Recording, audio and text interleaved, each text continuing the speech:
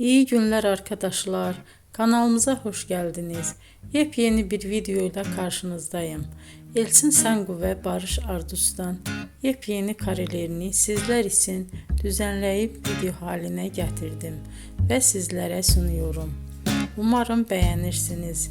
Elçin Sangu ve Barış Ardus Kiralık Aşk dizisinde birlikte rol almış ve herkes tarafından çok beğenilmiştiler.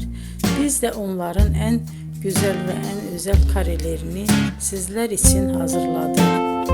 Videoların devamını istiyorsanız kanalımıza abone olup sona kadar izlemeyi unutmayın. Hoşça kalın. Bizden bu kadar.